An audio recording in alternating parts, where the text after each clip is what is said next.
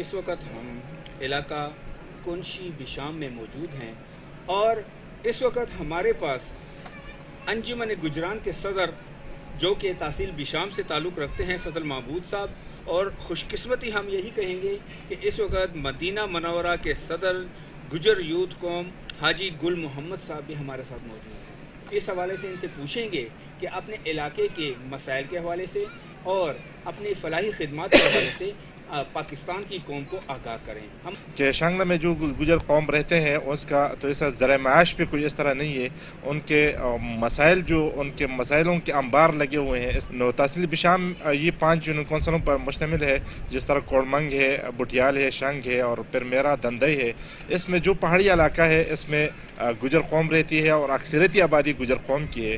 میں سب سے پہلے آپ کو عوام کی اور پاکستانی عوام کی اور میڈیا کی نظر اس پہ فوکس کرنا چاہتا ہوں کہ آپ کوڑمنگ سے لے کر جو چیڑ تک علاقہ ہے اس میں آپ کو بنیادی سہولیات جو ہوتی ہے، فرسٹ ایڈ جو کہتے ہیں، اور وہ بنیادی حق ہے ہمارا، اس کو ایک جگہ پہ آپ کو نظر نہیں آئے گی، جو ہم ڈسپنسری بھی کہتے ہیں کہ وہ ڈسپنسری ایسی ایک علاقے میں نہیں ہے۔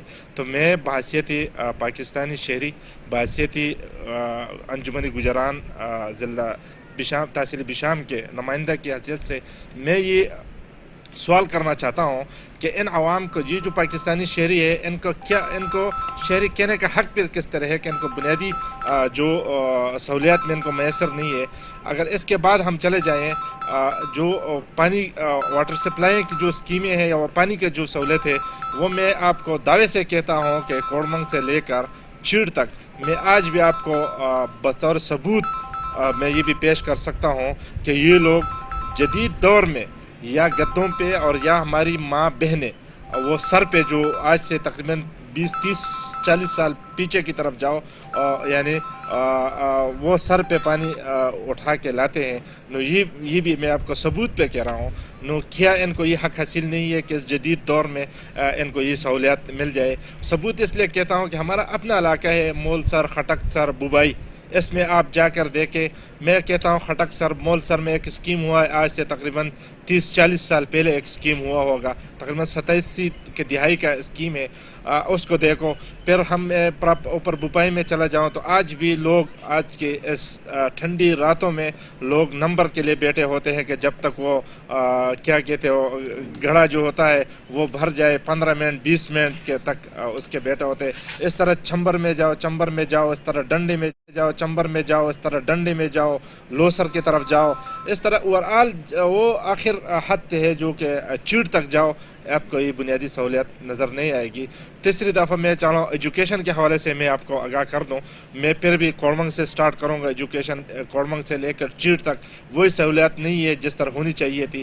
میں پرسوں ایک پروگرام ہم نے کیا ہوا ایجوکیشن کے حوالے سے، خٹک سر کے میں ہے ایک پرائمری اسکول ہے، وہ تقریباً 3-4 سال سے وہ انڈر کنسٹرکشن ہے۔ اتنا پوچھنے والا کوئی نہیں ہے کہ اس کا پوچھے کہ کیوں سٹاپ ہوا ہے، حالانکہ ادھر سے بچے گر رہے ہیں، زخمی ہو رہے ہیں۔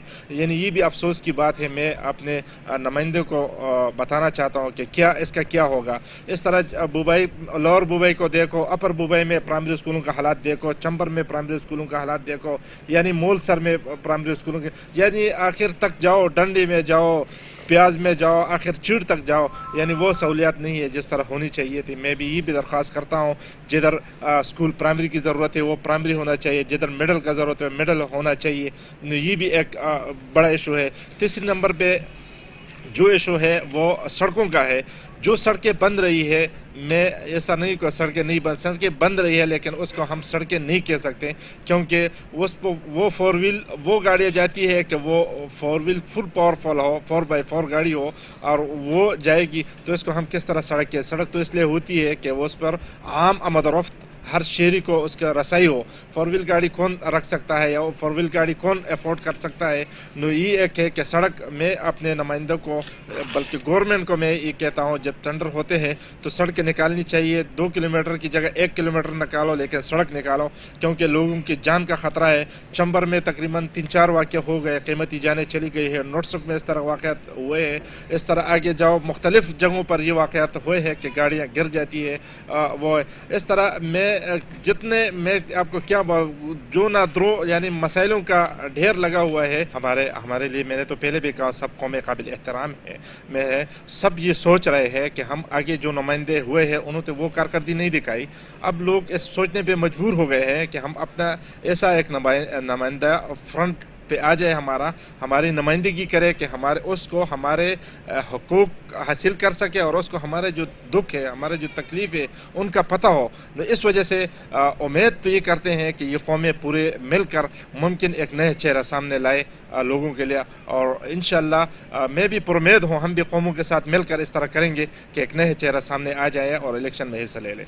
میں وہ آپ کو الحمدللہ آج الخلیج کہ ہر الخلیج کے ملک میں جو ہے نا ہمارے تنظیم موجود ہے چہرہ سامنے لائے لوگوں کے لیے. اور انشاءاللہ میں بھی پرامید ہوں ہم بھی قوموں کے ساتھ مل کر اس طرح کریں گے کہ ایک نئے چہرہ سامنے آ جائے اور الیکشن میں حصہ لے لے. میں وہ آپ کو الحمدللہ آج الخلیج کہ ہر الخلیج کے ملک میں جو ہے نا ہمارے تنظیم موجود ہے گجر یوتھ فورم کے.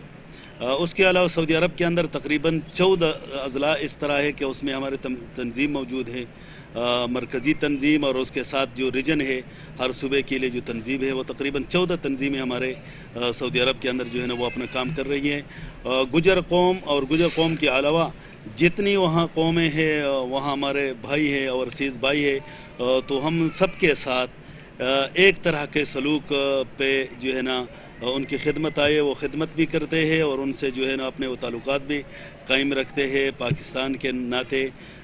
تو ہم پورے پاکستانیوں کو جو ہے نا وہاں سپورٹ کرتے ہیں اور گجر یوتھ فورم جو ہے وہ الحمدللہ اپنے کام جو ہے وہ بہتر طریقے سے وہاں کر رہے ہیں. میں تو اسپیشلی پوری قوم کو پورے عوام کو خاص کر تحصیل بشام کو یہ ایک پیغام دینا چاہتا ہوں کہ بھائی بلدیاتی الیکشن کے حوالے سے یہ بات ہے کہ آپ اس نمائندے کو سلیکشن کرے اس نمائندے کو اوٹ ایک امانت ہے کہ جس طرح ولیج کی سطح پہ ہے اور یا کہ تحصیل کی سطح پہ ہے اس ممبر کو اوٹ دے اس ممبر کو منتخب کرے کہ وہ آپ کے حق کو پوچھ سکے وہ آپ کے حقوق کی دفاع کر سکے تو اسی کو نمائندہ کرے. اور جس طرح تحصیل میں بھی اسی نمائندے کو دے کے پہلے بھی آپ لوگوں نے دیکھا ہوگا عوام نے پھر بھی اس نمائندے کو سلیکشن کرے کہ وہ آپ کے حقوق کے لیے لڑ سکے آپ کے حقوق کی جنگ لڑ سکے اور آپ کے جو آپ کی محرومیاں ہیں اور آپ کا جو درد ہے آپ کے جو تکلیف ہے